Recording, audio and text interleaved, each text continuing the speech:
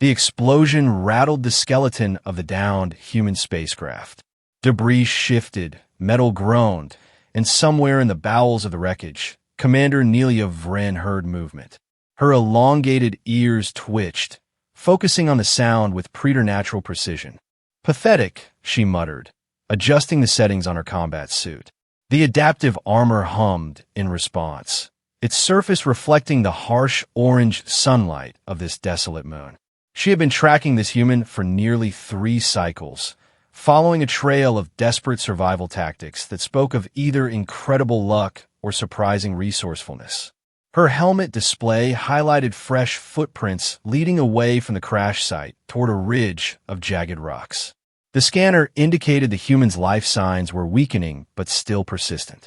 Like a stubborn infection. "All Ziena forces," she spoke in her comm unit, "remain on standby.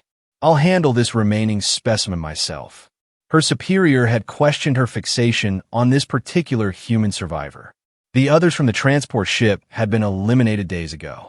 But Nelia insisted on personal confirmation of this final kill.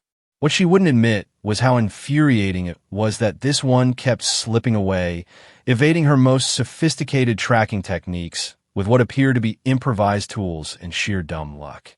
She propelled herself forward with the aid of her suit's enhanced locomotion, covering ground quickly toward the ridge.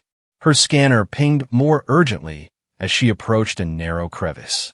"Come out, human," she called, her translator converting her native Xenon clicks and whistles into the harsh sounds of human language.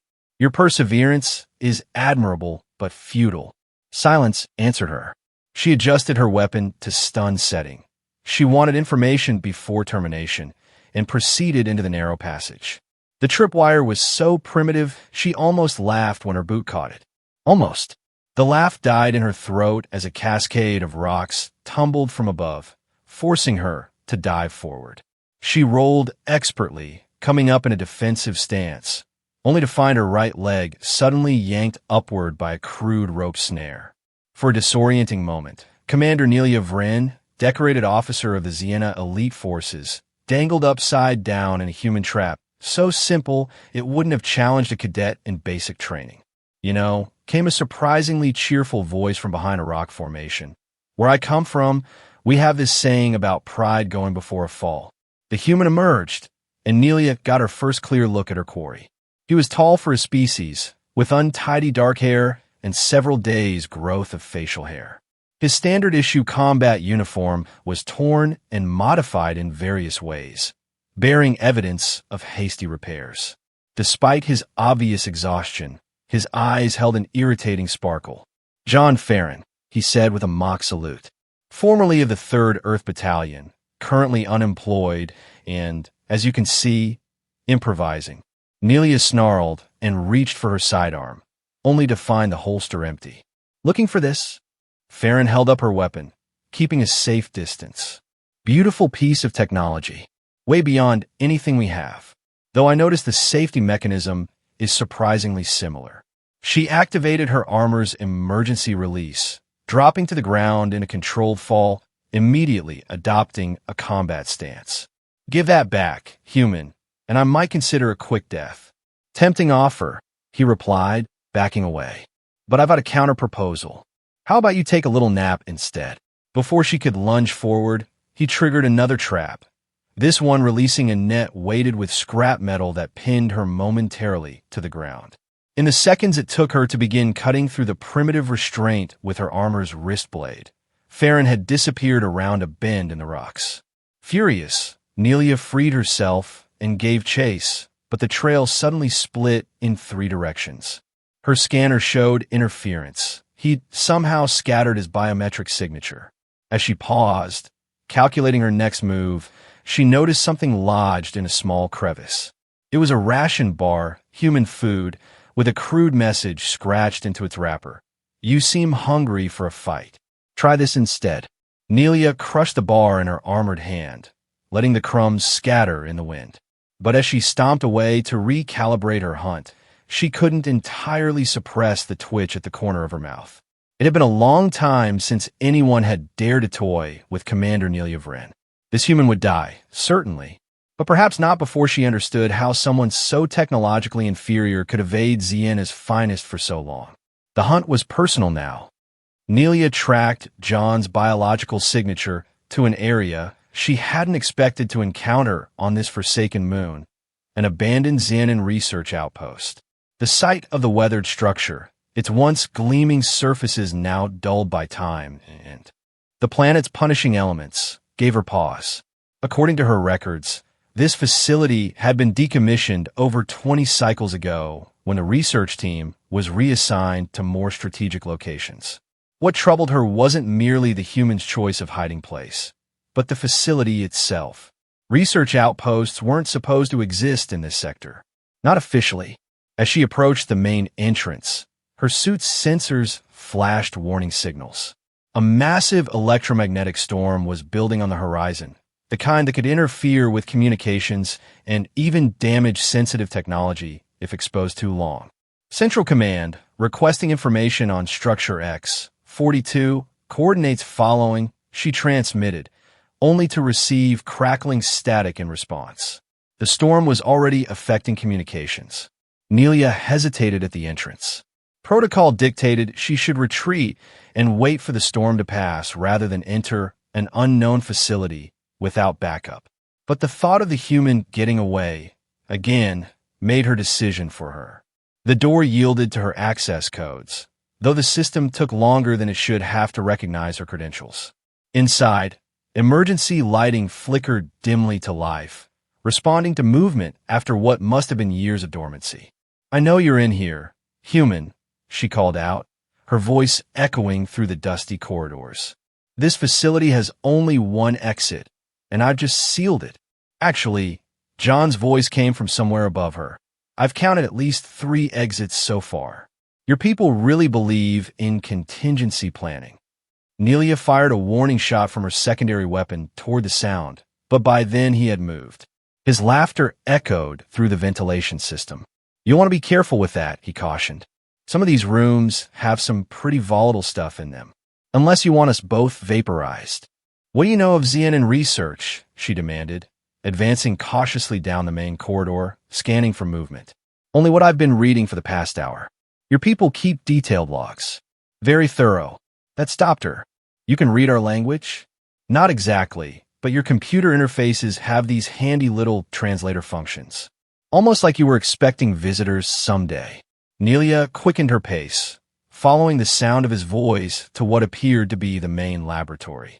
The doors were jammed partially open, forced that way by what looked like a piece of metal debris. As she tried to squeeze through, her armor snagged on the damaged doorframe. Outside, the storm's intensity grew, causing the lights to flicker more erratically. "Need a hand?" John appeared at the far end of the lab, behind a row of dusty equipment. "Your fancy suit seems a bit bulky for indoor use." She strained against the doorframe, metal scraping against metal. "When I get through here—" Yes, slow death, painful interrogation, I've got the general idea." He approached, but kept the central workstation between them. "Look, we've got a situation. That storm out there is going to last at least 18 hours according to your facility's weather monitoring system. The backup generators are at 30% capacity at best. If we drain them fighting each other, neither of us is likely to survive what comes next. What are you suggesting?" "A truce." Nelia scoffed, giving one final push and breaking free of the doorframe, though her armor made an alarming grinding noise as she did.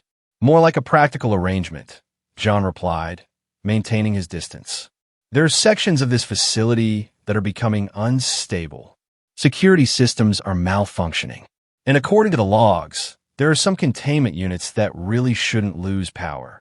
He gestured to a schematic displayed on a dusty monitor. "I can navigate the software better than you, and you understand the technology better than me.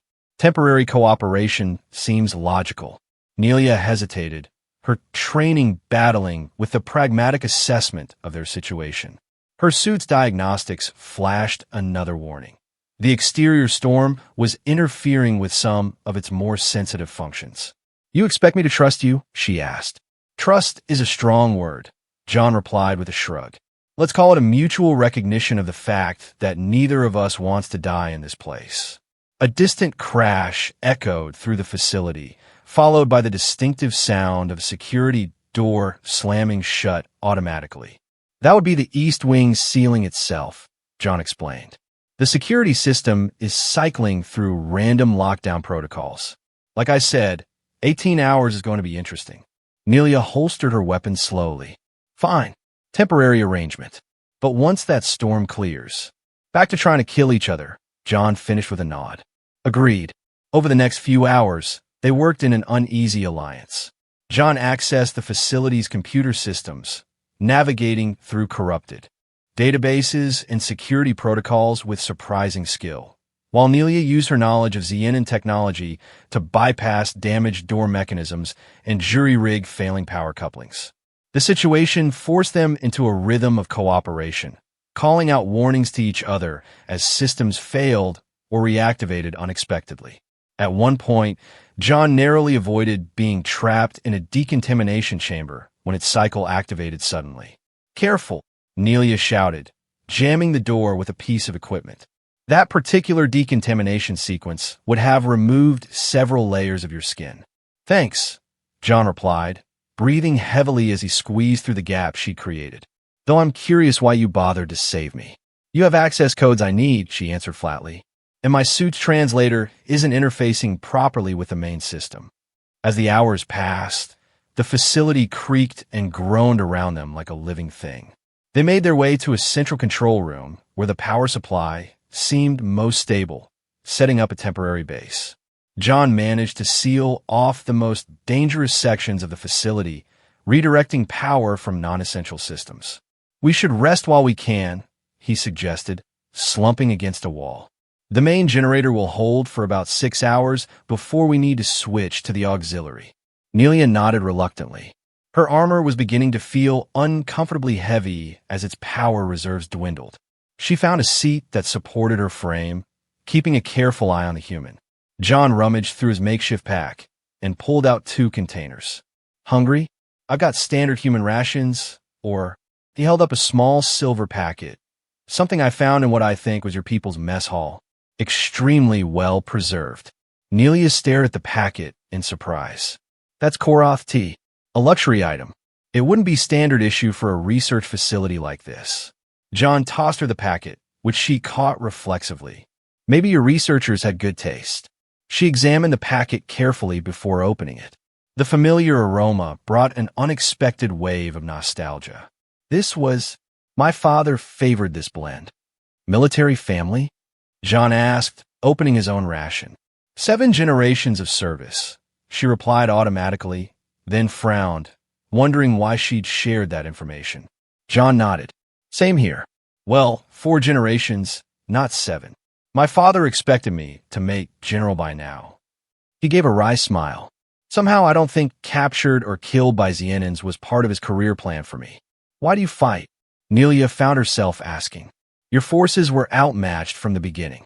The rational choice would have been surrender. John considered this as he chewed. Humans aren't great at rational choices, but we're pretty good at hoping against hope. He studied her for a moment. What about you? You're clearly elite forces. You could have delegated this cleanup operation to subordinates. Nelia sipped the tea, allowing herself to enjoy its complex flavor. There was a failure. Earlier in the campaign, a human vessel escaped when it shouldn't have. It was my responsibility. John nodded. So this is about restoring honor, proving yourself. It's about duty, she corrected sharply. Of course. His tone was conciliatory, but his eyes held a knowing look that irritated her. Their conversation was interrupted by a sudden alarm blaring through the control room. John jumped to the console, his fingers flying across the interface. What is that? Nelia demanded. John's face had gone serious. We've got company. A Xenon military transport just entered orbit. Looks like they're prepping to land once the storm clears. My extraction team, Nelia said, feeling a surge of triumph. I don't think so, John replied, his voice grim as he pointed to a message flashing on the screen. According to this, they're here to secure the facility and eliminate all unauthorized personnel. Last I checked, that includes both of us. Nelia pushed him aside to read the transmission herself. The orders were clear. Secure Outpost X. 42. Retrieve all research data. Eliminate witnesses. No exceptions. This doesn't make sense, she murmured. I'm a commanding officer who entered a restricted facility without clearance, John pointed out. Look at the classification codes on these files. Whatever they were researching here, it's way above your pay grade. As the implications sank in, the facility's sensors registered the approaching ship positioning itself to wait out the storm. They had 12 hours at most. We need to find out what they were doing here, John said. Right now, knowledge is our only leverage. For once, Nelia didn't argue. The temporary alliance had just become considerably less temporary. Deep within the research facility, behind a series of security doors that should never have yielded to their combined efforts, John and Nelia stood in shocked silence. The laboratory before them was unlike any standard Xenon research setup Nelia had ever seen. Alongside Xenon technology were unmistakably human components, integrated, modified, and improved upon. This isn't possible, Nelia whispered, her certainty in the righteousness of the war wavering for the first time. Collaboration with humans has been forbidden since the Proxima incident, John finished, studying a datapad he'd activated. According to this, that's exactly what triggered the classification of this facility. He scrolled through more information, his expression darkening. Nelia, the Proxima incident wasn't a human attack on your colony ship. It was an accident during a joint scientific mission. That's absurd, she hissed. Every Xenon knows the history. Your kind demonstrated your treachery, attacking without provocation, destroying a civilian vessel. History written by someone with a vested interest in war. John replied quietly, turning the datapad toward her. Look at the original logs. Both sides were experimenting with a new form of propulsion. The human researchers warned of instability, but someone high up in your military ordered the test to proceed anyway. Nelia snatched the datapad, reading frantically. Names she recognized, decorated military leaders, political figures who had built careers on anti-human sentiment, appeared in contexts that contradicted everything she'd been taught. It could be falsified, she said, but her voice lacked conviction. By whom? And why? John gestured around the lab. This entire facility is evidence of cooperation between our species. Technology sharing. Joint research. They weren't building weapons here, Nelia. Look at these designs, medical applications, sustainable terraforming, deep space communication. Before she could respond, a cylindrical object in the center of the lab hummed to life, apparently triggered by their presence. A holographic projection appeared, a data construct with both Xenon and human features. Greetings, it said in a perfectly modulated voice. I am Operations Management Assistant, designation OMA, Research Support Construct for Project Harmony. How may I assist authorized personnel? John and Nelia exchanged a glance. Project Harmony? John asked. Project Harmony, Joint Human-Xenon Initiative for Peaceful Technological Exchange and Mutual Defense Capability Development, OMA replied. Current status. Terminated following the Proxima incident diplomatic breakdown. This facility was scheduled for complete data purge and decommissioning. Status of purge. Incomplete due to priority override Alpha 7 Delta. Who initiated the override? Nelia demanded. OMA's projection flickered slightly. Override authorization. Admiral Vorak Tlan, Xenon High Command. Nelia felt as though the floor had dropped from beneath her. Admiral Vorak Tlan, her mentor, the officer who had personally selected her for elite training, who had guided her career path toward command. Why? She whispered. Query insufficient, OMA responded. Please clarify. Why preserve this data if the project was terminated? John asked more specifically. Admiral Tlan's override contained the following annotation. Truth is a weapon best held in reserve. No further explanation provided. A distant explosion rocked the facility, causing dust to rain down from the ceiling. John checked a nearby console. They're early, he said tensely. The storm must have weakened faster than predicted. They're breaching the east entrance. Nelia stood frozen, her world collapsing around her, as surely as the facility soon would. Everything she had fought for, killed for, it had been built on fabrications. Commander Vren. John's voice cut through her paralysis. Nelia, we need to move. Now. She looked at him, really looked at him for the first time without the filter of enemy coloring her perception. A human, yes, but also a soldier caught in the same web of lies. OMA, she addressed the construct. Download all Project Harmony data to a portable device. Warning, unauthorized data removal violates security protocols, OMA replied. John stepped forward. Override authorization. Emergency protocol threshold. Joint command recognition. OMA paused, then responded. Human authorization recognized. Lieutenant Commander Jonathan Farron, Earth Alliance Science Division, detached duty. Now, it was Nelia's turn to stare in shock. Science Division? You're not regular military. John gave a tight smile. We all have our secrets, Commander. I was assigned to investigate anomalies in Xenon engagement patterns. Some of us began to suspect the war wasn't as straightforward as we'd been told. He turned back to OMA. Complete the data transfer, highest compression. As OMA complied, the sound of boots and weapons fire grew closer. Nelia made her decision. This way, she said, leading John toward a maintenance shaft. We can access the emergency vehicle bay from the lower levels. If there's still a transport there. They had barely made it into the corridor when the first squad of Xenon soldiers rounded the corner ahead. Their weapons raised immediately upon spotting Nelia's distinctive commander armor. Commander Vren, the squad leader called out. Stand aside. The human is to be terminated, and you are to report for debriefing. Nelia knew what debriefing meant in this context. She would never leave Xenon custody alive, not with what she now knew. The human is my prisoner, she replied, falling back on authority. I am extracting valuable intelligence. Negative, Commander. Our orders come directly from High Command. The human dies now. John tensed beside her, clearly calculating his minimal chances of survival. The squad leader raised his weapon. Final warning, Commander. Stand aside. In the split second before the squad leader fired, Nelia made her choice. Her body moved on instinct, decades of training focusing into a single, fluid motion. She shoved John behind her and drew her sidearm in one movement, firing 3 precise shots that dropped the lead soldiers before they could react.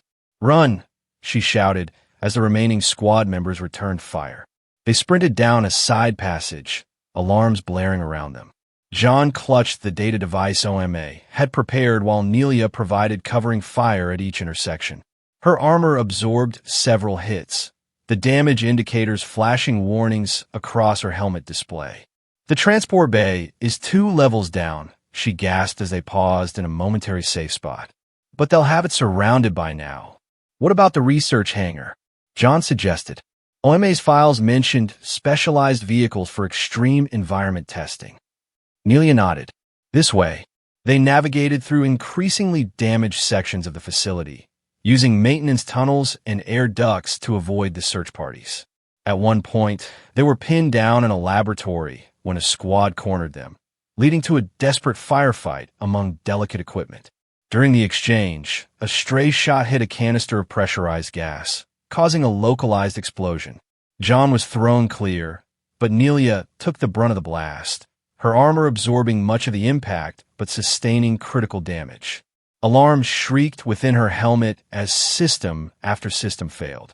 The armor's servos locked, then released completely, leaving her vulnerable in the suddenly heavy exoskeleton.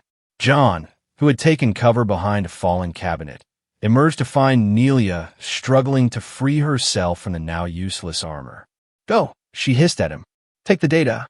They want you dead, but I might be able to negotiate. Instead of running, John rushed to her side, helping to disengage the emergency releases on the armor's joints. That's not how this works, he grunted as he strained against a particularly stubborn section. We started this together, we finish it together. Why? She demanded as the chest plate finally came free. I've hunted you. Tried to kill you. I'm the enemy. No, John replied, meeting her eyes. You're a soldier who just discovered she's been fighting for the wrong side. Trust me, I know exactly how that feels. With his help, Nelia shed the outer layers of her combat armor, retaining only the base suit which still provided some protection while allowing much greater mobility. She felt strangely vulnerable without the familiar weight, but also lighter in ways that had nothing to do with the physical burden. They made it to the research hangar just as another explosion rocked the facility, this one much larger, causing structural damage that sent cracks racing across the ceiling. They're not just looking for us, John realized. They're demolishing the facility, destroying the evidence. The hangar contained what they were hoping for, a terrain vehicle designed for exploration, with heavily reinforced hull and independent power systems. As John worked to activate it, Nelia secured the perimeter, using her knowledge of Xenon tactics to anticipate their pursuers' approach. When the first soldiers breached the hangar doors, she was ready, using fallen debris and her remaining weapons to hold them back long enough for John to get the vehicle running. "It's now or never," he shouted from the driver's position. Nelia made a final stand, emptying her weapon at the advancing soldiers before sprinting toward the vehicle. A shot caught her in the leg, sending her sprawling just meters from safety. John didn't hesitate. He leapt from the vehicle, rushing into the line of fire to drag her the remaining distance. A shot grazed his shoulder, but he didn't slow, hauling her into the passenger compartment before jumping back to the controls. The vehicle roared to life, smashing through a partially collapsed exit and out into the still swirling storm. Behind them, secondary explosions began to consume the facility, a deliberate destruction to bury secrets that had nearly remained hidden. As they put distance between themselves and their pursuers, Nelia turned to John, her expression a mixture of pain from her wound and confusion at his actions. "You risked your life," she said simply. "For me." "What?" John kept his eyes on the difficult terrain ahead, navigating through the storm with intense concentration. "Same reason you jumped in front of that squad for me back there, I guess." He glanced at her briefly. "Some things are more important than old hatreds." Nelia looked down at her hands, bare now without her armored gauntlets, the blue-tinged skin marked with scars from years of combat. Hands that had taken human lives without hesitation or regret. "Until today. We need to bind your wound," John said, breaking into her thoughts, "and find shelter before they get airborne search parties organized." Nelia nodded, pulling herself back to the present situation. "Head northwest. There's a mountain range with deep ravines. The mineral content will disrupt their scanners." As John adjusted their course, Nelia found herself staring at this human, this enemy who had become something else entirely in the space of a few hours. An ally? Not exactly. Something more complex that she didn't yet have words for. They drove in silence for a time, the reality of their situation settling over them like the dust clouds swirling around their vehicle. They were now fugitives from both sides of a war that never should have been, carriers of a truth that powerful people would kill to keep buried. And yet, looking at John's determined profile as he navigated the harsh landscape, Nelia felt something she hadn't experienced in years. Hope. The mountains provided the cover they desperately needed. John maneuvered the research vehicle into a narrow ravine, its special treads gripping the steep, rocky incline with surprising ease.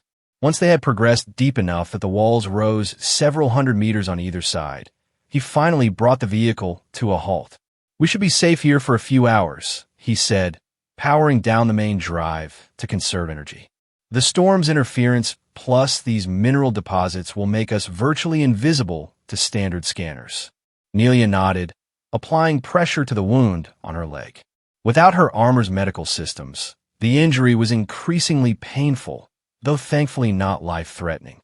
John rummaged through the vehicle's emergency supplies, producing a first aid kit that, while designed for Xenon physiology, contained some universal components. "Let me help with that," he offered, moving to examine her wound. Nelia instinctively stiffened, then forced herself to relax. "I can manage. I've had field medic training," John persisted, "and your blood is seeping through those bandages you improvised." After a moment's hesitation, She relented, allowing him to clean and dress the wound properly. His hands were surprisingly gentle for a soldier's, his movements efficient but careful. "You're good at this," she observed. John smiled faintly. "My mother was a doctor. She insisted all her children learn basic medical skills. Said if we were old enough to get into trouble, we should be old enough to patch ourselves up afterward. Your mother sounds practical. She was scary smart, too. Would have been fascinated by your physiology." He finished securing the bandage. "There. That should hold until we can get proper medical attention." "And where exactly do you propose we find that?" Nelia asked. "We're fugitives from both our species now." John moved back to the driver's seat, checking the vehicle's systems. "I've been thinking about that. The data we recovered mentions neutral outposts, trading stations, and research hubs where both humans and Xianans worked together before the war. Some might still exist, operating under the radar." "A slim possibility," Nelia said skeptically. "Better than no possibility," John countered. The communication system of the vehicle suddenly crackled to life, making them both tense. A voice spoke in Xianan, which John couldn't understand, but Nelia's expression told him everything he needed to know. "What are they saying?" he asked once the transmission ended. "It's a general alert," she translated. "All Xianan forces are ordered to search for and detain Commander Nelia Vren, charged with treason and aiding an enemy combatant." She looked up, her expression grim. "They're also activating my armor's tracking beacon." "But you're not wearing it anymore." "No, but it's still operational. They'll find it in the research facility ruins and realize I've abandoned it. That will only confirm their suspicions." She glanced at the communication panel. "And they'll be monitoring all frequencies for our transmissions." John ran a hand through his hair in frustration. "So we can't call for help, and we can't go back to either of our people." "Perfect." They sat in silence for a moment, the gravity of their situation settling around them. Then John's personal communicator, a small device he'd kept hidden during his capture, emitted a soft beep. "What's that?" Nelia asked sharply. John withdrew the device, cautiously. "Emergency channel from my unit. They must have detected the Xianan activity and are scanning for survivors." He looked at Nelia. "I could signal them. My commanding officer, Captain Reyes, she's a good person. Reasonable. And when she learns what we know..." Nelia challenged. "Do you truly believe your military would accept that the war was based on a lie? That they would simply lay down arms and seek peace after so many have died?" John's finger hovered over the response button. "I have to believe some would listen. Or they would take the data, thank you for your service, and then eliminate both of us as security risks," Nelia said flatly. "The same as my people would do." Before John could respond, the communicator beeped again, more urgently this time. "They're initiating a targeting sequence," he realized with horror. "This isn't a rescue operation. They're preparing to bombard the entire area. Your people would sacrifice you?" Nelia seemed genuinely surprised. "Not if they knew I was here," John replied, quickly activating the communicator. "But I've been MIA, presumed dead. They're just eliminating any remaining Xianan presence." He spoke rapidly into the device, identifying himself and requesting an abort on the strike. The response was immediate, but not what he had hoped for. Captain Reyes's voice came through, first expressing shock at his survival, then turning coldly professional. "Lieutenant Commander Farron, your position is confirmed within a Xianan stronghold. Intelligence indicates you may be under duress or compromised. Bombing run proceeds in 15 minutes.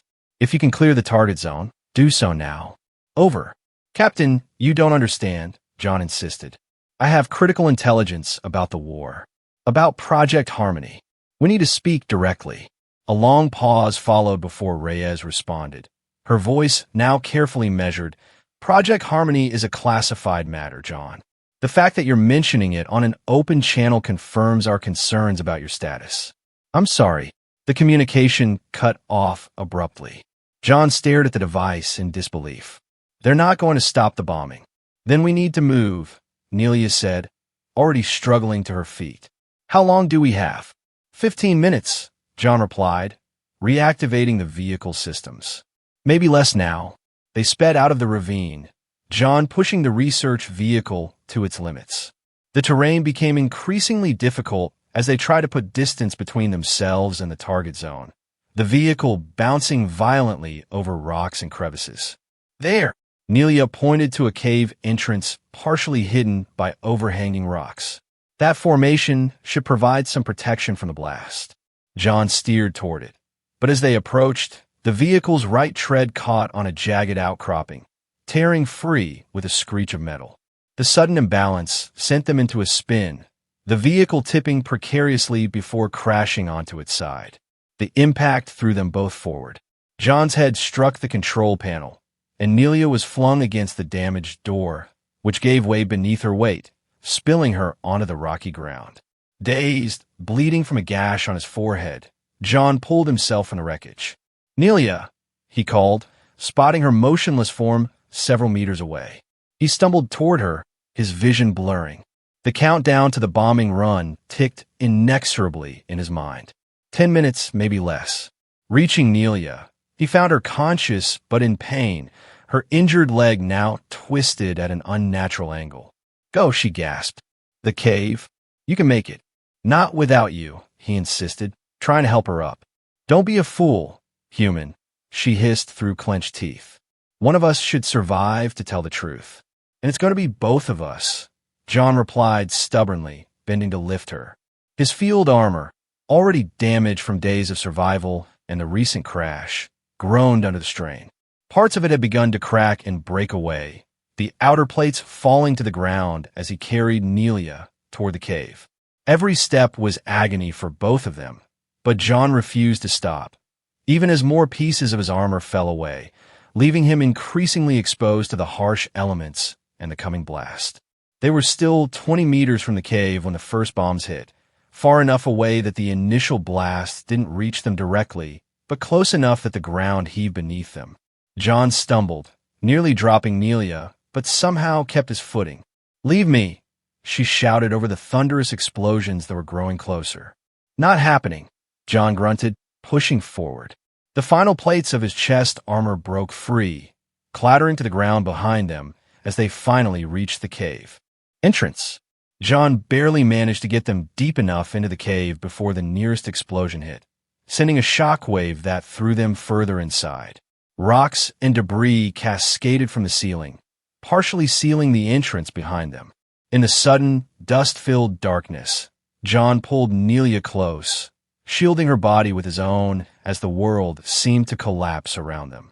When the rumbling finally stopped and the dust began to settle, they found themselves in near-total darkness, save for a faint glow from Nelia's remaining tech and the dim light filtering through cracks in the rubble that now blocked the cave entrance.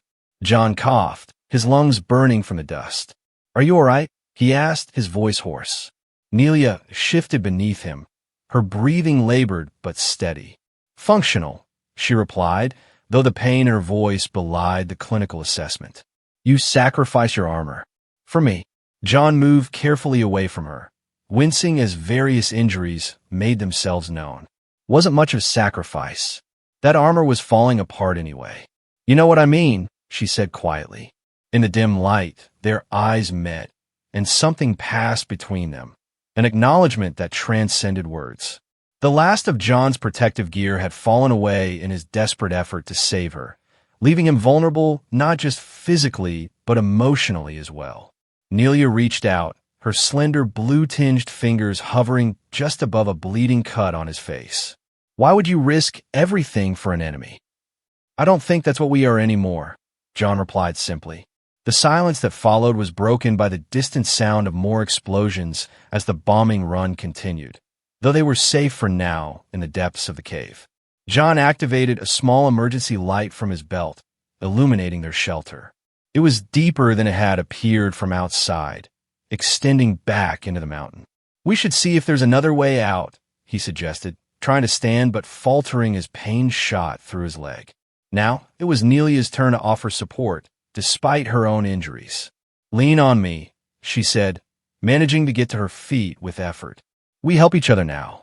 They made slow progress deeper into the cave system, both injured, exhausted, and acutely aware that their respective forces would now be hunting them with renewed determination.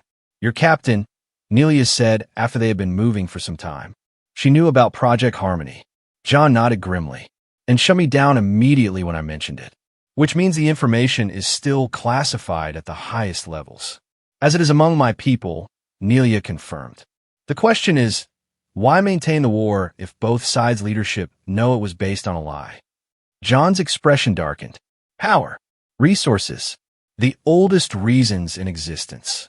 They found a small chamber where an underground spring provided fresh water, deciding to rest there while considering their next move. John examined the data device they'd taken from the research facility, using his limited power supply to access some of the files. There's something here about a communication outpost, he said eventually, designated as neutral territory under the original Project Harmony protocols. If it still exists, it could be our only chance to broadcast the truth, Nelia finished. She studied the coordinates John had found. It's nearly 400 kilometers from here, across the northern wastelands. John looked up from the device. Is it possible? Difficult, but not impossible, she assessed. We need transportation, supplies. John managed a tired smile. Well, impossible odds are becoming something of a specialty for us, wouldn't you say? Nelia surprised herself by returning the smile, a gesture that felt foreign after so many years of military stoicism. Indeed, as they rested and planned, John received another transmission on his personal communicator, this one encrypted and on a frequency he hadn't expected to be active. It's from Dr. Ellis, my research supervisor before I was reassigned to combat. He explained to Nelia, his expression confused. I thought she was dead.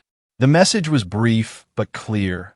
Jay, if you're receiving this, there are still those who remember the truth. Project Harmony had supporters who went underground when the war began. Find the Northern Star. Ellis. John looked at Nelia, hope kindling in his eyes. The Northern Star. That was code for the communication outpost in the Project Harmony files. Then we're not alone, Nelia said, her own hope cautiously rising. She hesitated, then added, but neither are we safe. Both our governments will be monitoring all known routes to any remaining Harmony facilities. John's communicator beeped again, this time with a message from Zien in command, addressed directly to Nelia, demanding her immediate surrender and promising leniency in exchange for the human prisoner and any stolen data. They're trying to divide us, John observed as Nelia translated the message for him. Yes, she agreed, her voice hardening, and they would never honor such a promise. We would both be eliminated the moment they had what they wanted. John nodded, then frowned as his own communicator beeped yet again, this time with a message from his command structure offering him similar terms. Full reinstatement and commendation if he would turn over the Xenon officer and the data. The parallels were striking, the manipulation transparent to them both now that they had glimpsed the bigger picture. So, John said after a moment, 2 wounded fugitives against the combined might of 2 interstellar military forces. I've faced worse odds. He paused, then added with a self-deprecating smile. Actually, no, I haven't. Nelia surprised him with a small laugh, a sound she hadn't made in so long it felt almost painful. Nor have I. But perhaps that is the point. If we can see past centuries of hatred, maybe others can too. Their moment of connection was interrupted by a distant rumbling, different from the bombing, more like the sound of vehicles. Search parties, Nelia said, instantly alert. They'll have ground forces combing the area for survivors. John quickly gathered what little equipment they had. We need to move deeper, find another exit if possible. They set off again, their temporary shelter no longer safe. The cave system proved more extensive than they had initially thought, with natural tunnels winding through the mountain. Both of them were fading from injury and exhaustion, but the knowledge that capture meant certain death, and the death of the truth they carried, drove them onward. Hours passed in a grueling journey through increasingly narrow passages. John's smaller frame allowed him to navigate more easily, while Nelia sometimes had to contort her taller body to squeeze through tight spots, aggravating her injuries. There's light ahead, John finally whispered, pointing to a faint glow around a bend in the tunnel. They approached cautiously, finding themselves at an exit on the far side of the mountain range, overlooking a vast desert plain. The twin suns of the planet were setting, casting long shadows across the barren landscape. "We've come out at least 20 kilometers from the bombing zone," Nelia estimated, scanning the horizon. "But we can't cross that open ground without transport and supplies." John surveyed their surroundings, then pointed to a plume of dust in the distance. "What's that?" Nelia focused her still functional optical enhancer. "A small settlement. Not military. Looks like a mining operation. Mixed species. Scavengers and outcasts," John realized. "Could be our best chance for help, or our worst nightmare." "We have few options," Nelia replied pragmatically. "In less time, the search patterns will expand to this area within hours." As they prepared to make their way toward the settlement, John suddenly swayed on his feet, his face pale beneath the grime and blood. "John!" Nelia moved to steady him, genuine concern in her voice. "Just dizzy for a moment," he assured her, though his voice was weak. "Probably just need some food and rest." But as he took another step, he collapsed, unconscious before he hit the ground. Nelia knelt beside him, quickly checking his vital signs. His pulse was racing, his skin hot to the touch despite the cooling evening air. Examining him more carefully, she found a wound on his side that he had concealed, shrapnel from the bombing run or perhaps their vehicle crash, now showing signs of serious infection. Nelia felt something unfamiliar constrict in her chest as she looked down at this human who had saved her life multiple times, who had shown her a truth that shattered her understanding of her place in the universe. This man who had carried her to safety even as his own protection fell away piece by piece. For the first time in her military career, Commander Nelia Vren felt fear, not for herself, but for someone else.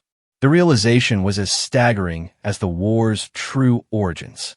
With a determination born of this new emotion, she gathered John in her arms, ignoring the pain that shot through her own injured body. If they could reach the settlement, there might be medical supplies, someone with the knowledge to help. "Don't you dare die, human," she muttered as she began the difficult journey across the open ground, the unconscious John a deadweight in her arms. "We have a war to stop." The desert night fell around them, stars appearing in the alien sky. Nelia pressed onward, one painful step after another, her eyes fixed on the distant lights of the settlement that represented their only hope. Behind them, search vessels began to appear on the horizon, their lights sweeping across the wasteland in expanding patterns.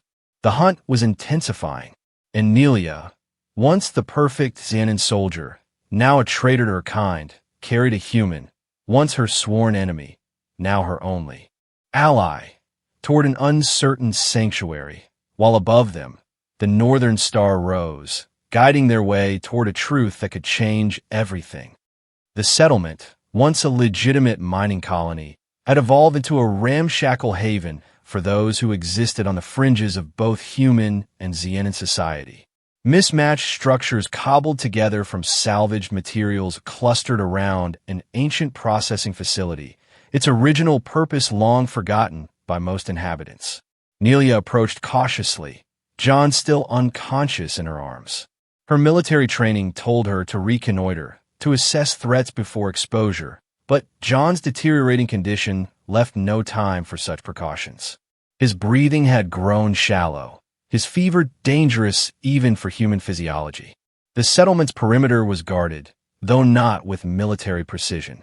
Two figures, one human, one a species Nelia didn't immediately recognize, stood watch at what passed for a main entrance, armed with mismatched weapons.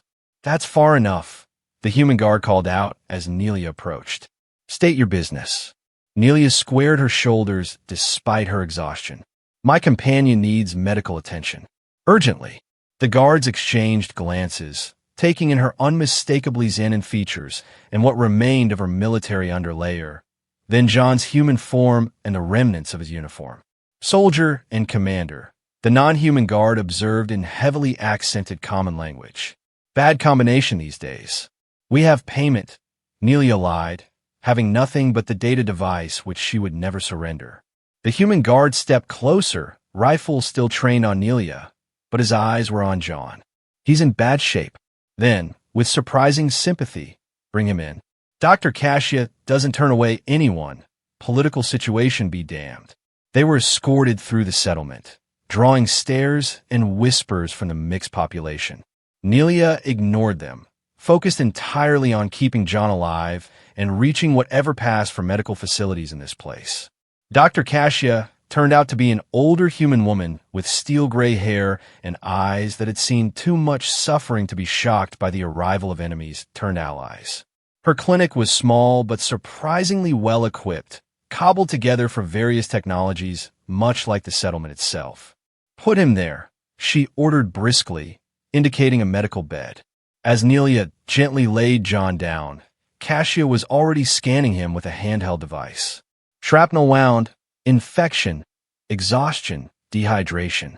You military types never do anything halfway, do you? She glanced at Nelia. "You're not much better off." "Help him first," Nelia insisted. Cassia worked efficiently, cutting away John's shredded uniform to expose the wound in his side. "This would have killed him in another few hours," she commented, prepping surgical tools. "Still might. He will survive," Nelia said, making it sound like an order rather than a hope. Cassia raised an eyebrow, but didn't argue. "Make yourself useful then. There's a sink over there. Clean up, then come hold this for me." For the next hour, Nelia assisted as Cassia removed shrapnel fragments, cleaned the infected tissue, and treated John with a combination of antibiotics and regenerative compounds. Throughout the procedure, Nelia never took her eyes off John's face, watching for any sign of consciousness, any indication of improvement. "He stabilized," Cassia announced finally. "Now let's look at you." Nelia reluctantly submitted to examination, allowing Cassia to treat her leg wound and various other injuries. The doctor worked in silence for a time, then said without looking up, "So, the Xenon commander and a human officer walking into my clinic together. There's a joke in there somewhere, but I'm too tired to find it." "We are not enemies," Nelia said simply. "Clearly. The question is why, when your peoples have been enthusiastically slaughtering each other for over a decade." Nelia hesitated, unsure how much to reveal. "We discovered inconsistencies in the official narrative of the war." Cassia snorted. "That's a diplomatic way of putting it." She finished bandaging Nelia's leg. "Rest.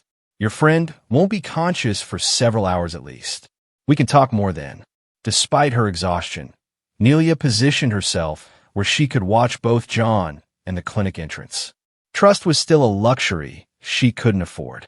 She must have dozed off despite her vigilance, because she woke to the sound of John's voice, weak but clear. "Did you carry me all the way here?" Relief flooded through her as she moved to his side. "You are not as heavy as you look." John attempted a smile, though it was more of a grimace. "Where are we?" "A settlement of outcasts. The doctor here treated your wound."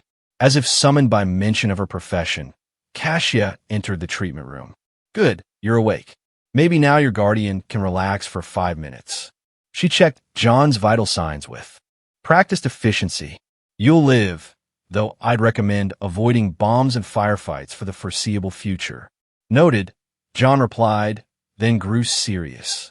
"We can't stay long. We're being hunted." "I gathered as much," Cassia said dryly. "Not many patients arrive with quite your particular set of circumstances." She lowered her voice. "Military patrols from both sides have increased in this sector over the past day. They're looking for someone."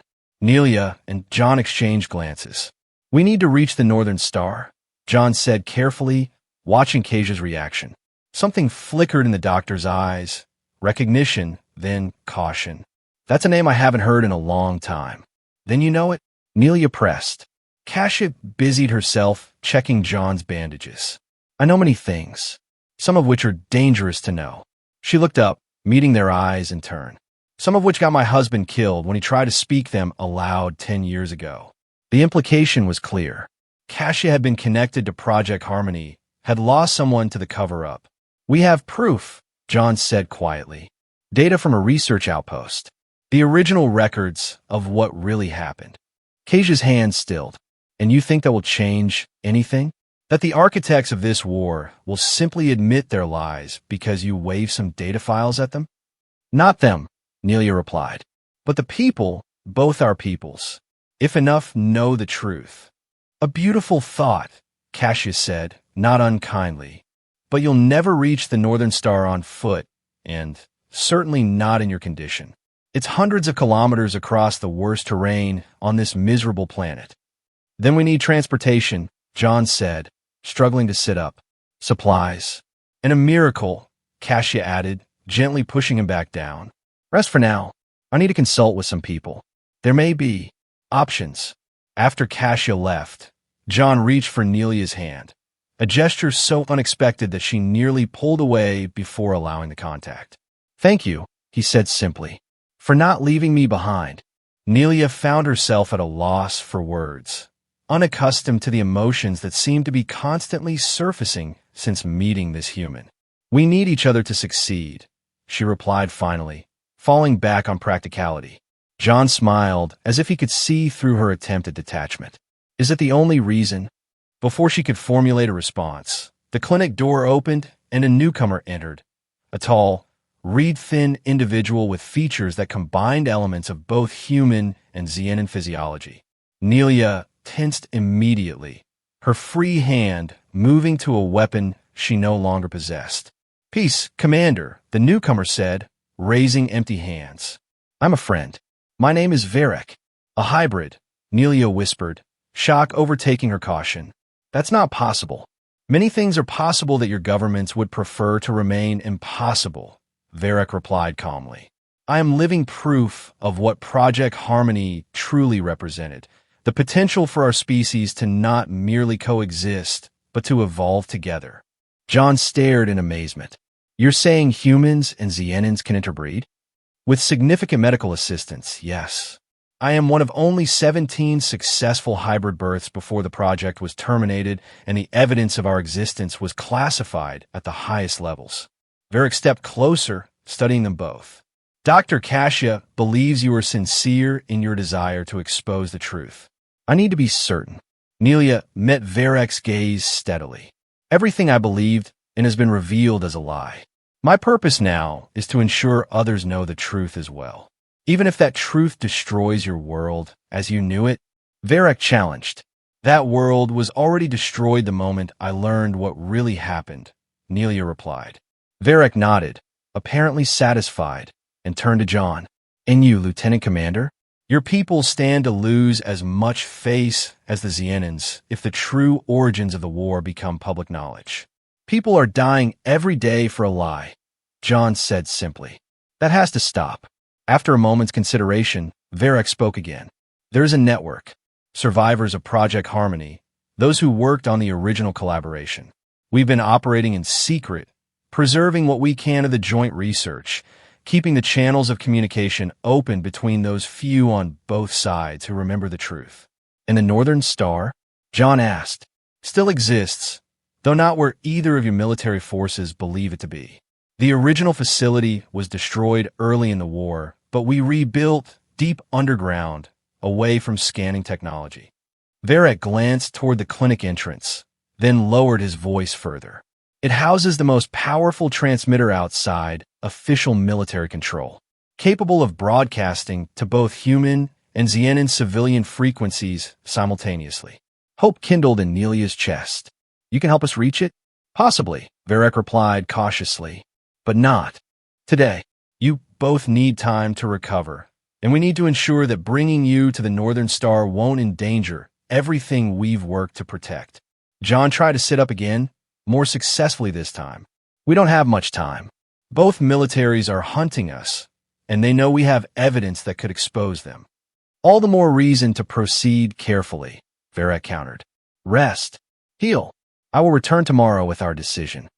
After Varek departed, John and Nelia were left to consider this unexpected development. The existence of hybrids was a revelation that added yet another layer to the deception perpetrated by both governments.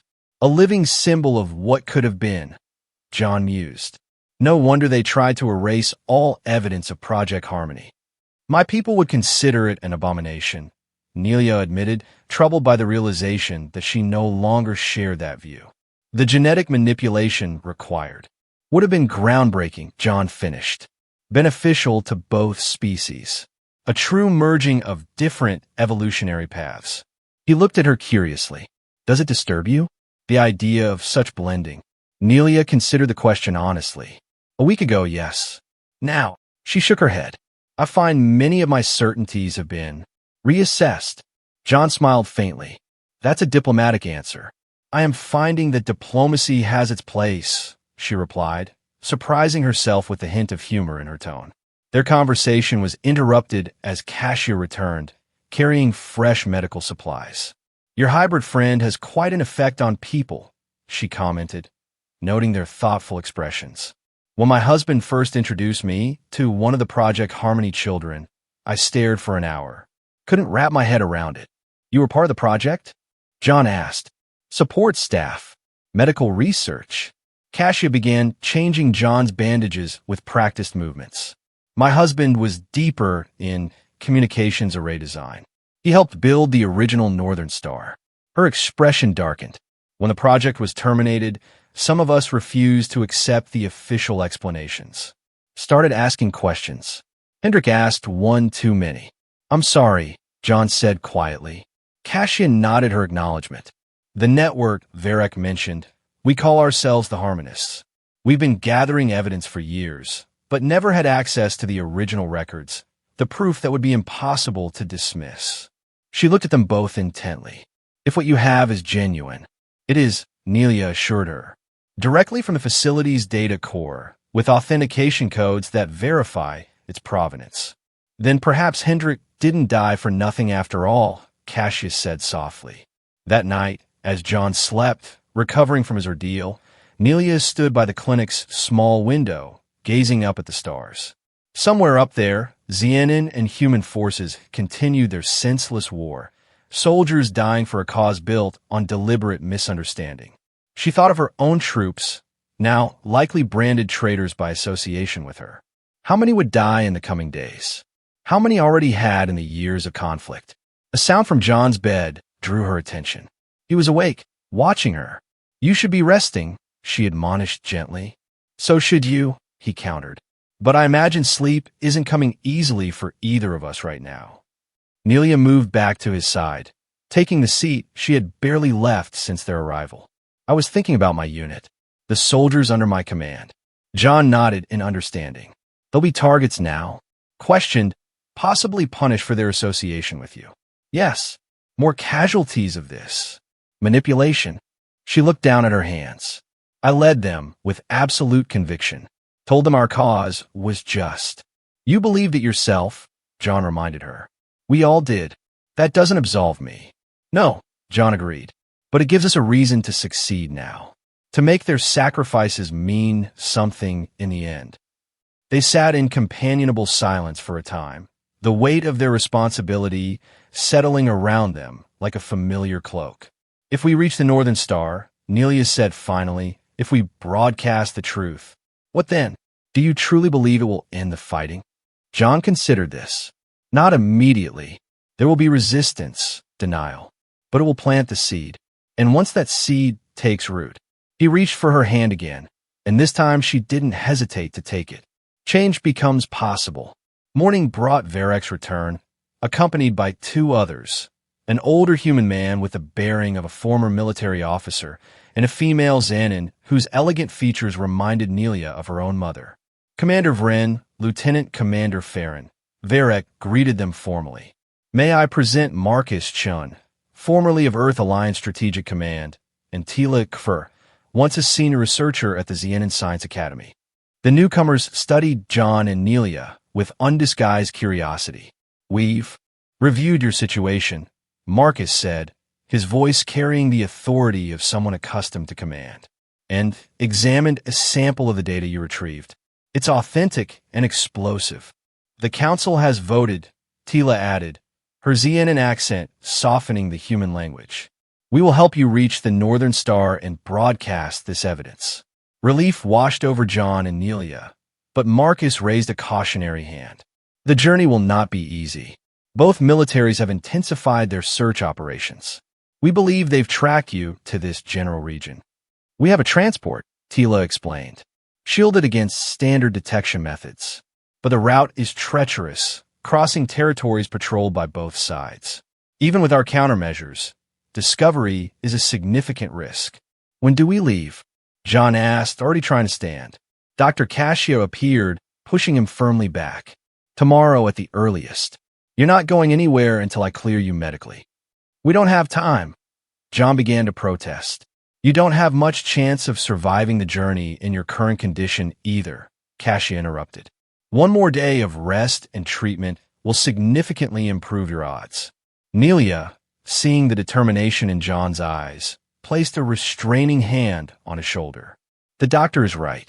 We serve our cause better by being at full strength. The day passed in careful preparation. Varek and his companions shared what intelligence they had gathered about patrol patterns and search concentrations. Marcus worked with Nelia to plan their route, impressed by her tactical knowledge and adaptability. Tila and John discussed the technical aspects of the broadcast they hoped to make, ensuring the data would be presented in the most compelling and irrefutable manner. By evening, John was moving more easily, his wound healing faster than expected thanks to Kasia's advanced treatments. Nelia, too, found her strength returning, though she remained vigilant, aware that each hour they delayed increased the risk of discovery. Their departure was planned for pre-dawn, when the settlement's activity would be at its lowest and the darkness would provide additional cover. The transport, a hybrid vehicle incorporating both human and Xenon technology, was hidden in a natural cavern several kilometers away. That night, unable to sleep despite her exhaustion, Nelia found John outside the clinic, looking up at the stars much as she had done the previous night. You should conserve your strength, she said, echoing his earlier admonishment to her. John smiled without looking away from the sky. Probably, but I wanted to see the stars once more. Just in case. The implicit acknowledgement of their dangerous path hung between them for a moment. We will succeed, Nelia said with more confidence than she felt. I believe we will, John replied, finally turning to face her. But success might come at a high cost. Nelia moved to stand beside him, following his gaze upward. Is it strange that I find these moments of peace more unsettling than combat? Not at all, John said. In battle, the path is clear.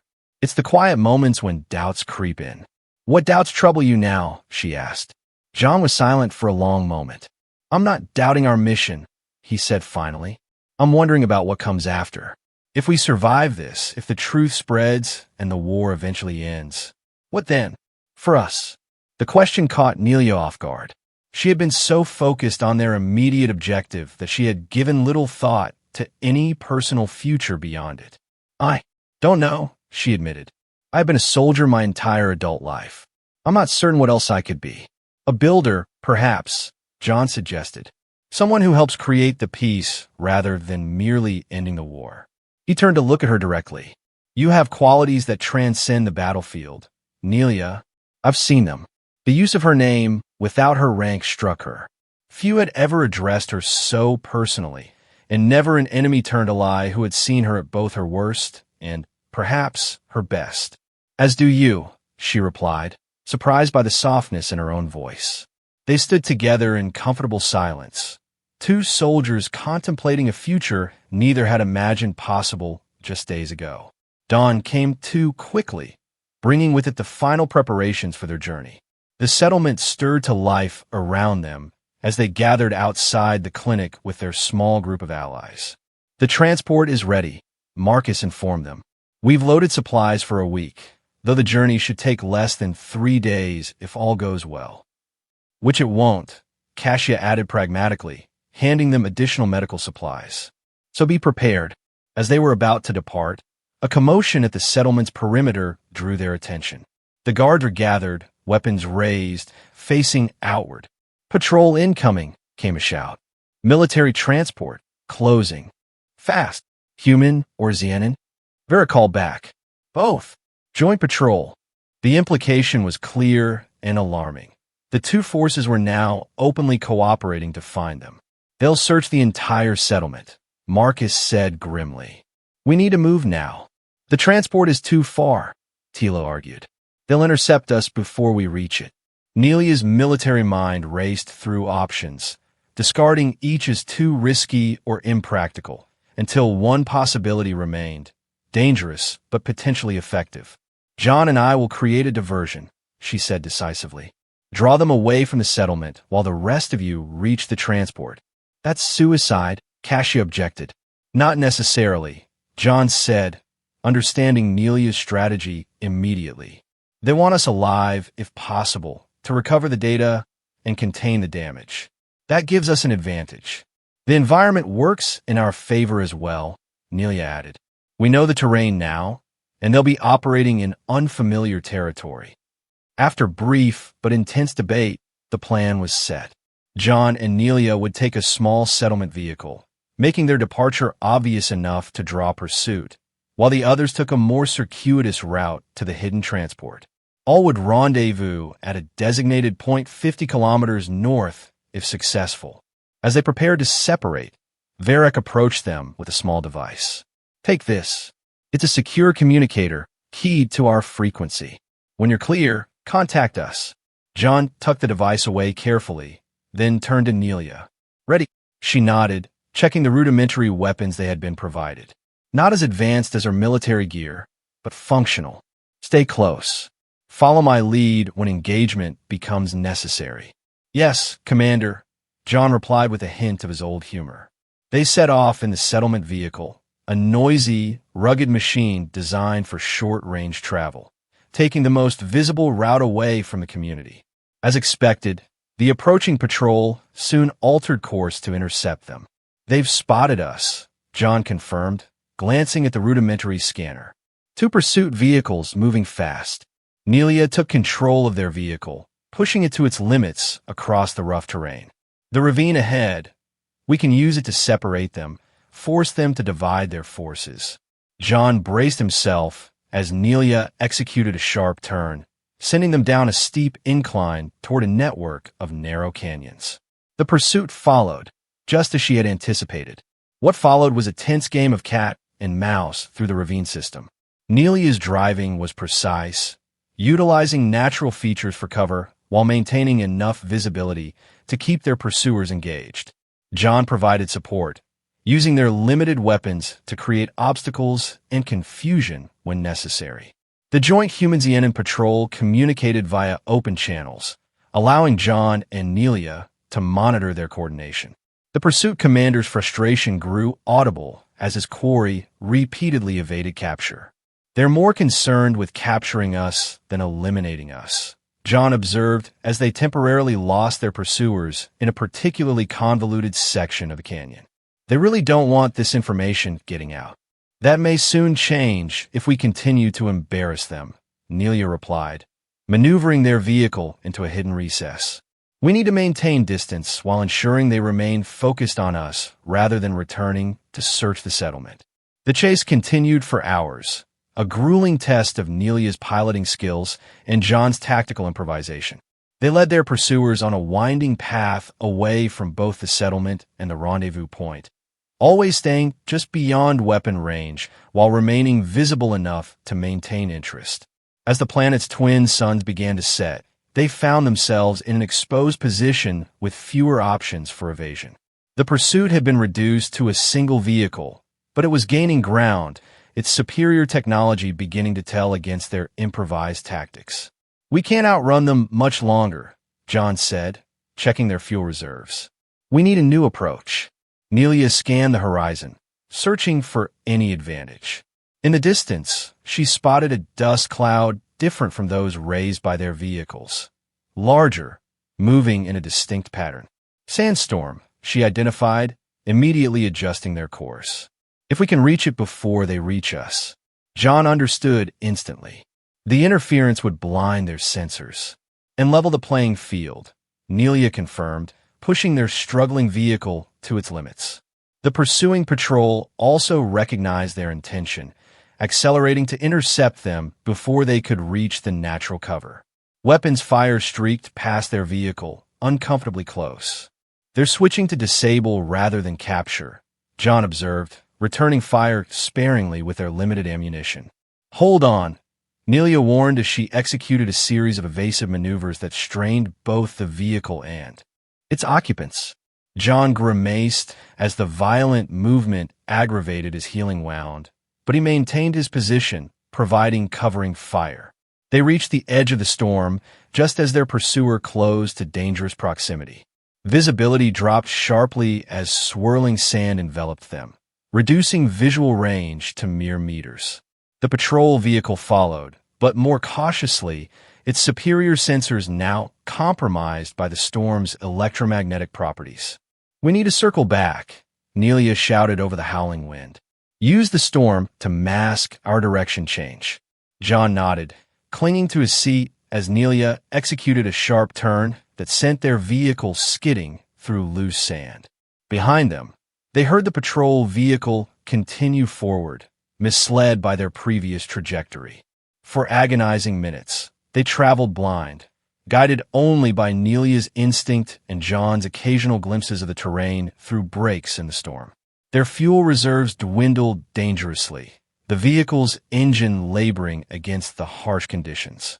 When they finally emerged from the storm's edge, the landscape had changed. They had entered a region of jagged rock formations and steep drops. "Perfect for an ambush," John noted grimly.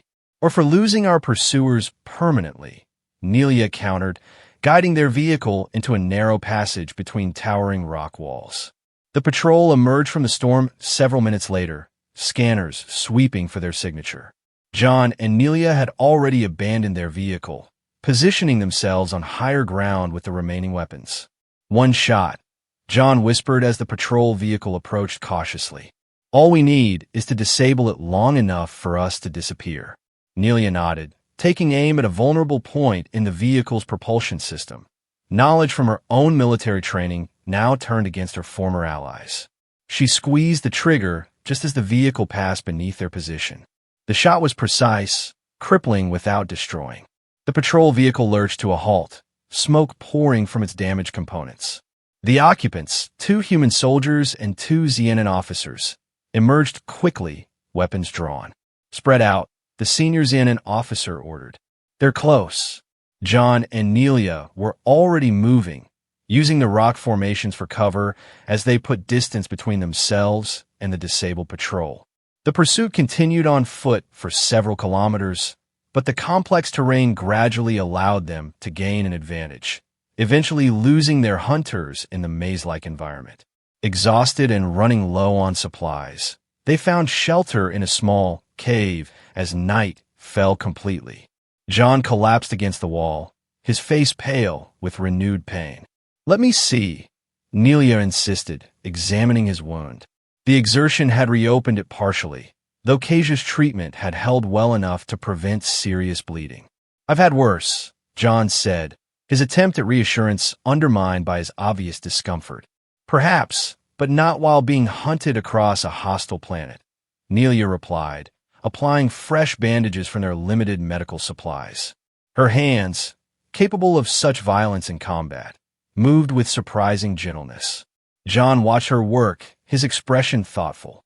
"You know, a week ago, I would have considered it absurd that I trust a Xenon commander with my life. A week ago, I would have ended that life without hesitation," Nelia responded, though her tone held no malice, only a kind of wonder at how drastically their reality had shifted. They rested for several hours, taking turns on watch. When the planet's smaller sun began to rise, Nelia retrieved the communicator Varek had given them. "We should be far enough from any patrols now," she said, activating the secure channel. "If the others made it to the transport." The response came after a tense wait. Varek's voice, distorted but clear enough to understand. The others had reached the transport safely and were proceeding toward the rendezvous point. New coordinates were transmitted. Their original meeting place was now compromised. Using the communicator's basic navigation function, John plotted a route to the new location. 40 kilometers, he estimated. Through this terrain, without a vehicle, at least 2 days' journey. "Then we should move quickly," Nelia said, gathering their meager supplies. "The patrol will have reported our general location by now. More will come." The journey proved even more challenging than anticipated. The rocky landscape gave way to a region of deep ravines and unstable ground, forcing them to take circuitous routes that extended their travel time. Water became a precious commodity, rationed carefully between them as the twin suns beat down mercilessly. By the second day, both were showing signs of severe fatigue. John's wound, aggravated by constant movement, sapped his strength, while Nelia struggled with a leg injury that had never properly healed. Yet they pressed on, each supporting the other when strength waned. Their conversation, sparse at first out of necessity for stealth, gradually expanded as they grew more comfortable with each other. John spoke of his childhood on a farming colony, his decision to join the military to explore beyond his limited horizons, his eventual reassignment to scientific intelligence when his aptitude tests revealed talents beyond combat. Nelia shared less readily, but eventually told of her family's long military tradition, the expectations that had shaped her career path, her private doubts about certain orders that she had nonetheless executed faithfully, until now. "Did you ever imagine another life?" John asked during a brief rest period, sheltered from the midday heat beneath an overhanging rock formation. Nelia considered the question with the same seriousness she applied to all things. "Once," she admitted, "I had an interest in xenobiology, the study of life forms across different worlds. It seemed valuable to understand other species rather than simply cataloging them as potential allies or threats." "You would have made an excellent scientist," John observed. "Your attention to detail, your analytical mind. Perhaps in another life," Nelia replied, her tone suggesting the path not taken was now irretrievably lost. "Why not this one?" John challenged gently. "After this is over. If we survive," she interjected. "When we survive," he corrected firmly, "the future will need bridge builders, people who understand both sides." The concept of a future beyond their current mission remained difficult for Nelia to envision, but John's confidence was oddly infectious. She found herself, against all military training and life experience, beginning to hope. Late on the second day, they spotted aircraft in the distance, military patrols expanding their search pattern. They were forced to travel only at night, hiding during daylight hours, which further delayed their progress. It was during one such period of enforced hiding, crouched in a dried riverbed, that John finally asked the question that had been forming since their escape from the research facility. "Why did you do it, Nelia? Why did you save me in that corridor, when it would have been easier, safer, to stand aside? You didn't know about the Project Harmony data then." Nelia was silent for so long that John thought she might not answer. When she finally spoke, her voice was quiet but certain. "Because it was wrong," she said simply. "The order to execute you without cause, without honor. It violated everything I believed about what it meant to be a soldier. And in that moment, I realized I had been following orders without questioning their rightness for too long." She looked at him directly, her alien features softened by exhaustion and something else, a vulnerability she would have hidden completely just days before. "You asked if I ever imagined another life," she continued. "The truth is, I stopped imagining very early in my career. It was easier to follow, to execute, to be the perfect soldier, until I couldn't anymore." John reached across the space between them, his hand finding hers in a gesture that had become surprisingly natural. "For what it's worth, I think the real Nelia, the one who questions, who chooses right over easy, is far more formidable than the perfect soldier ever was." Their moment of connection was interrupted by the communicator signal, a brief, encoded burst indicating the transport was approaching their position. They moved carefully to higher ground, using the night vision function of their remaining equipment to scan the darkening landscape. The transport appeared as a shadow against the twilight sky, its design unlike standard military vessels of either species, sleeker, with propulsion systems that operated with minimal signature. It settled in a small clearing among the rock formations, barely large enough to accommodate its size. Varek emerged from the craft, scanning the area cautiously before signaling them forward. The reunion was brief but heartfelt, relief evident in all parties. We feared the worst when you missed the first rendezvous, Marcus said as they boarded the transport. The patrol reported engagement, but no confirmation of capture. They came close, John acknowledged, gratefully accepting water and rations. But the commander here has impressive evasion skills. Nelia, accepting similar refreshment from Tila, found the Xenon woman studying her with open curiosity. "You are not what I expected," Tila said finally. "What did you expect?" Nelia asked. "Someone more, broken by the revelation of betrayal. Most who learn the truth about the war either deny it or become consumed by anger." Nelia considered this. "There has been anger," she admitted, "but also clarity. Understanding the lie doesn't erase the duty to seek truth." The transport lifted off smoothly, its advanced stealth systems activating to shield them from detection. According to Marcus, they would reach the Northern Star facility by dawn if they encountered no further complications. As the others busied themselves with flight operations and monitoring communication channels for signs of pursuit, John and Nelia found a quiet corner where they could finally rest properly. The transport's medical unit had supplied both with treatments that eased their pain and began accelerating the healing process. "We're going to make it," John said, his voice reflecting the cautious optimism they both felt. "To the Northern Star?" "Yes," Nelia agreed. "What comes after the broadcast? That remains to be seen." "Whatever happens, we've changed things already," John insisted. "You and I, working together, that wasn't supposed to be possible." Nelia couldn't argue with that truth. Their unlikely alliance had already defied everything she had been taught about humans, about enemies, about the unbridgeable divide between their species. They dozed fitfully during the journey, waking to Varek's announcement that they were approaching the Northern Star. Through the transport's viewports, they could see only an unremarkable mountain range, its peaks silhouetted against the rising sun. "Where's the facility?" Nelia asked, seeing no structures or signs of habitation. "Below," Varek replied, guiding the transport toward what appeared to be a solid rock face. As they drew closer, a section of the cliff seemed to shimmer and then dissolve, revealing a hidden hangar entrance. Projection technology, John realized, combined with actual physical camouflage. The transport glided into the concealed hangar, settling onto a landing pad that bore the faded but still recognizable dual emblems of human and Xenon cooperation, the original Project Harmony insignia that had been expunged from official records on both sides. As they disembarked, they were met by a diverse group: humans, Xenons, and several hybrids of varying ages. An older human man stepped forward, his bearing that of a natural leader despite his civilian clothing. "Welcome to the Northern Star," he said gravely. "I'm Director Morgan. We've been watching your approach with great interest." He turned specifically to John and Nelia. "And considerable concern.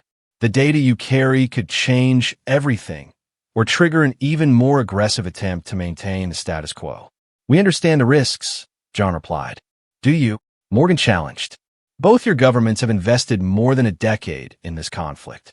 Military careers, political fortunes, economic systems are now dependent on its continuation. They will not simply surrender because the truth becomes known." "Then what was the point of preserving this facility?" Nelia asked.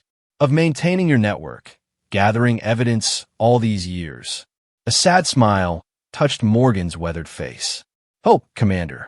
The irrational, persistent hope that someday enough people on both sides would be ready to listen." He led them deeper into the facility, which proved to be far more extensive than its hidden entrance suggested. Tunnels and chambers extended throughout the mountain, housing living quarters, research laboratories, and communications equipment that merged the best technologies of both species. The heart of the facility was the broadcast center, a circular room dominated by transmission equipment and monitoring stations.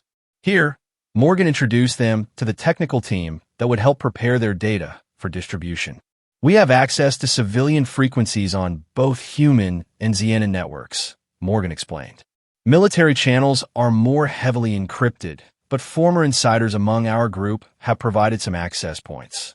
The challenge isn't simply transmission. It's ensuring the information can't be immediately dismissed or suppressed." John produced the data device they had protected so carefully throughout their journey. OMA organized the files by significance and verification level. The most damning evidence is prioritized and cross-referenced with multiple authentication markers. As the technical team began processing the data, Morgan pulled John and Nelia aside. "There's something else you should know. We've been monitoring both military networks since you arrived in this sector. The joint pursuit operation isn't merely about capturing you or recovering the data." "What do you mean?" Nelia asked, a sense of foreboding growing within her. "They're hunting for us, for the Northern Star. Your appearance has triggered the most extensive search operation we've seen in years. It appears they believe you know the facility's location." "But we didn't," John protested. "Not until Varric contacted us." "Nevertheless, they're searching systematically with technologies specifically designed to penetrate our concealment measures. It's only a matter of time before they locate us." The implication was clear. Their arrival had potentially endangered the very sanctuary they had sought, the people who had preserved the truth for years while waiting for the right moment to reveal it. "How long until the broadcast can be prepared?" Nelia asked, her military mind already calculating contingencies. 12 hours minimum, the lead technician reported after consultation with her team. "We need to verify all authentication codes, prepare transmission packages for different network protocols, and establish sufficient redundancies to prevent immediate blocking."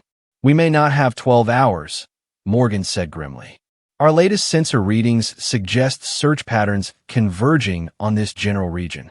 John and Nelia exchanged glances, a silent communication passing between them born of their shared ordeal and growing trust.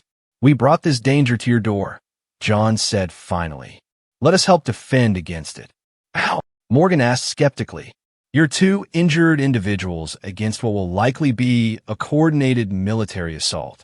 We know their tactics," Nelia pointed out. "Their approaches, their blind spots. And they don't know exactly what they're looking for. The external camouflage should hold against initial scans.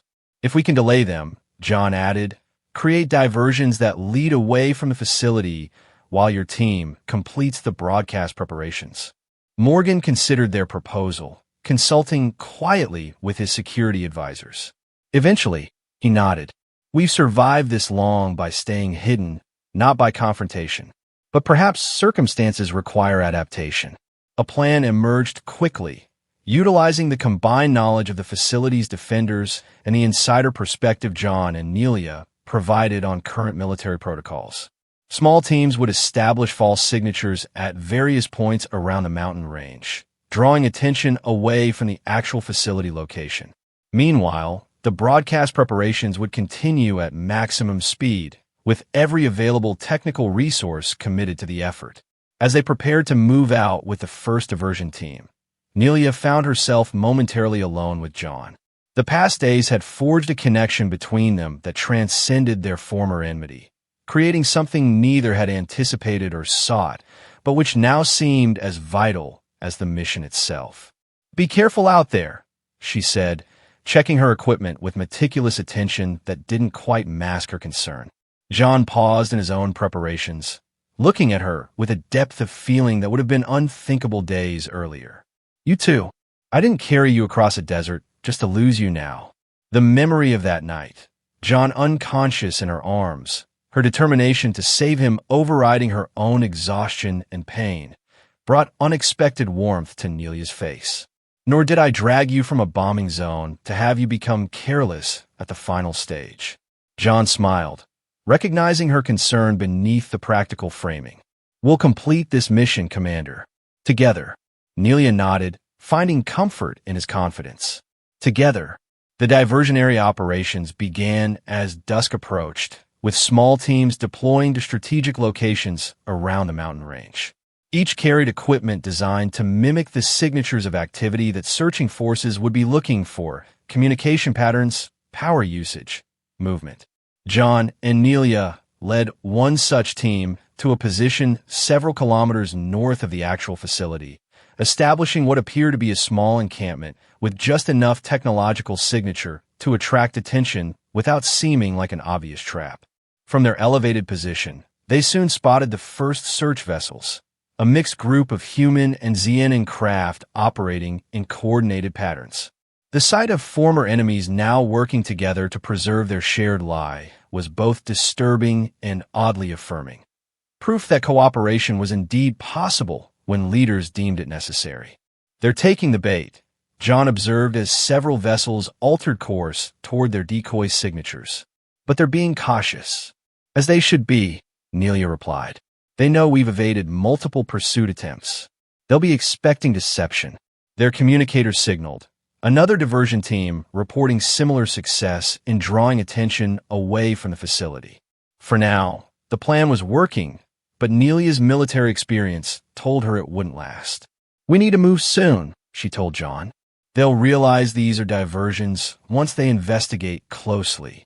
They relocated their false camp twice over the next few hours, maintaining the illusion of a small group trying to evade detection while gradually leading the search further from the Northern Star's true location. Other teams reported similar progress, creating a complex pattern of movement that confused and divided the searching forces. But as dawn approached, the tactical situation began to deteriorate. One of the diversion teams went silent, presumably captured or forced to flee.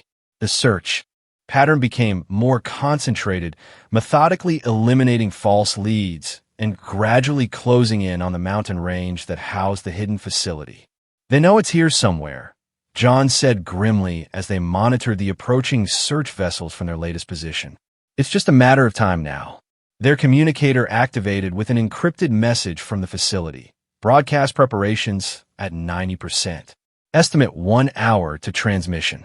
All teams begin final delay protocols." The final delay protocols were more aggressive diversionary tactics that would inevitably reveal the team's positions, but would hopefully create maximum confusion and by the precious last minutes needed for the broadcast to begin. John and Nelia's team split up to cover more ground, each member activating various electronic countermeasures designed to create sensor ghosts and false readings. As the senior members, John and Nelia took the most dangerous task, activating a high-energy signature that would appear to be a power source signature consistent with a major communications array. They positioned the device in a narrow canyon, setting its timer to activate shortly after they departed. But as they were making their final adjustments, the distinctive sound of a military transport reached their ears, growing rapidly louder. "They're on top of us," John warned, grabbing the equipment. "We need to move now." They had barely reached the cover of nearby rocks when the transport appeared overhead, its searchlight sweeping the canyon floor. The beam passed over their hiding place once, then returned, fixing on their position with unnerving accuracy. "They must have improved their bioscanners," Nelia realized. "They're tracking us directly now, not just the equipment signatures." The transport descended, disgorging a squad of soldiers, both human and Xenon, working in unsettling harmony. Their weapons were raised, sweeping the area with practiced precision. Lieutenant Commander Farron, Commander Vren, called a voice John recognized with shock, Captain Reyes, his former superior. "We know you're here. Surrender now, and you will be treated fairly." "Fairly," John muttered, "like they treated the Project Harmony scientists." Nelia assessed their situation with cool pragmatism. "We can't outrun them, and fighting would be suicide. So we surrender?" John asked incredulously. "No," Nelia replied, her mind racing. "We negotiate. By time." She stood slowly, hands raised, signaling John to follow her lead. "Captain Reyes," she called out. "Commander Vren here. We will speak with you, but from a position of mutual safety." The soldiers tensed as they emerged from cover, weapons trained on the pair. Captain Reyes stepped forward, flanked by a Xenon officer whose insignia marked him as high-ranking, a major Kval, according to the markings Nelia recognized. "There is no negotiation," Reyes stated flatly. "You have stolen classified information and must be contained." "Information that both your governments have illegally suppressed," John countered, maintaining his position beside Nelia. "The truth about Project Harmony, about how the war really started." Major Kval's expression hardened. The human speaks of matters beyond his understanding. "I understand perfectly," John replied, "just as Commander Vren does. We've seen the original records. The Proxima incident wasn't an attack. It was an accident during a joint research mission. An accident that certain factions on both sides exploited to fuel a war that neither population wanted." A flicker of uncertainty passed across some of the soldiers' faces, particularly the younger ones who had grown up with the conflict as an established reality. These dangerous conspiracy theories serve no purpose except to undermine military discipline, Reyes said sharply, though John noted she didn't actually deny the claim. "Surrender the data device now." "We don't have it," Nelia said truthfully. "It's already being processed for broadcast." This caused visible alarm among the officers. Major Kval spoke rapidly into his communication device in the Xienan language, which Nelia understood, but John did not. From her expression, however, John could tell the orders were escalating the situation dangerously. "They're calling for reinforcements," Nelia murmured to John. "Heavy assault units. They'll sweep the entire mountain range." John glanced at his timepiece. 40 minutes until the broadcast was scheduled to begin. They needed to create more delay, more confusion. "Captain Reyes," he called out, "before you commit to an action you may regret, there's something you should see." He slowly reached into his pocket, drawing out not a weapon, but a small hollow projector, one of the devices they had been using to create diversion signals. Activating it, he projected a small portion of the Project Harmony data, specifically images of human and Xienan scientists working together, celebration of successful experiments, and most damning, footage of the Proxima station before the accident, with clear evidence of peaceful cooperation. Some of the soldiers lowered their weapons slightly, captivated by images that contradicted everything they had been taught about the relationship between their species. "This is manipulation," Major Kval declared, though his voice lacked conviction. "Doctored footage. It's authenticated history," Nelia corrected, "with verification codes that any military system can confirm as genuine. Your leadership has lied to you, to all of you, for over a decade, sending you to die for a cause built on deception." The tension in the canyon was palpable as uncertainty spread through the ranks. Captain Reyes, seeing her authority wavering, made a critical decision. "Enough. Detain them now," she ordered sharply. The soldiers moved forward, but with noticeable reluctance. John and Nelia stood their ground, continuing to project the damning footage. What happened next occurred with such speed that later, John would have difficulty reconstructing the exact sequence. A shot was fired, whether intentionally or through nervous trigger discipline was unclear. The energy bolt struck near John's feet, causing him to stumble backward. Nelia moved instinctively to steady him, placing herself between John and the advancing soldiers. In the confusion, more shots were fired. One struck Nelia directly, the impact throwing her against John with such force that both fell to the ground. John felt rather than saw her armor, the light protective gear she still wore from the settlement, shatter from the direct hit, pieces falling away as she collapsed in his arms. "Nelia!" he cried, cradling her as she gasped for breath, blue-tinged blood seeping from the wound in her chest. The shooting stopped abruptly, the soldiers frozen in horror at the unexpected escalation. Even Captain Reyes and Major Kval seemed shocked by the sudden violence. "Medic!" John shouted, pressing his hand against Nelia's wound in a desperate attempt to stem the bleeding.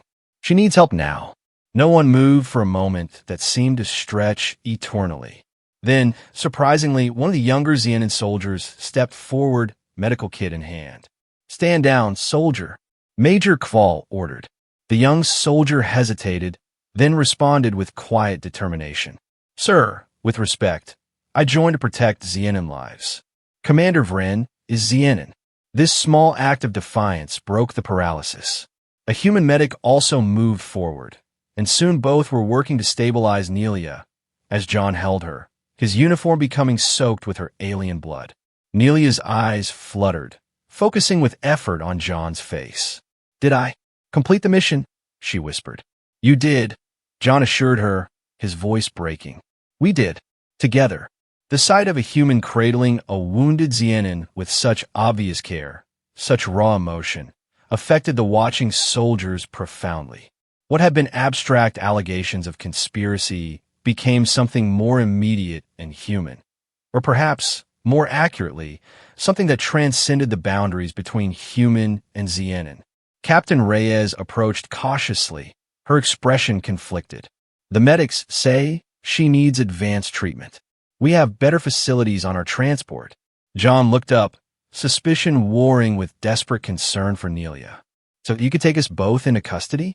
So she can live, Reyes replied simply. Before John could respond, his communicator activated with an open broadcast, not the secure channel they had been using, but a general announcement on all frequencies. Director Morgan's voice came through with crystal clarity. Attention, all human and Xenon citizens. The Northern Star Communication Array is now broadcasting documented evidence of the true origins of our conflict. The Proxima incident was not an attack, but an accident during a joint scientific mission. The subsequent war was engineered by factions within both governments for political and economic advantage. The proof is now being transmitted to all civilian and military channels. The truth can no longer be suppressed. Captain Reyes and Major Kval exchanged looks of mingled shock and resignation. Their mission had failed. The very information they had been sent to contain was now spreading beyond their control. In John's arms, Nelia stirred, a faint smile touching her lips as she heard the broadcast. "We did it," she whispered. "Yes," John agreed, tears streaming down his face unashamedly. "We did it. Now stay with me." "That's an order, Commander." Her eyes met his, pain giving way to something deeper, more profound. When the soldier's armor fell, she murmured, her words barely audible. John remembered the moment in the cave after the bombing run, when he,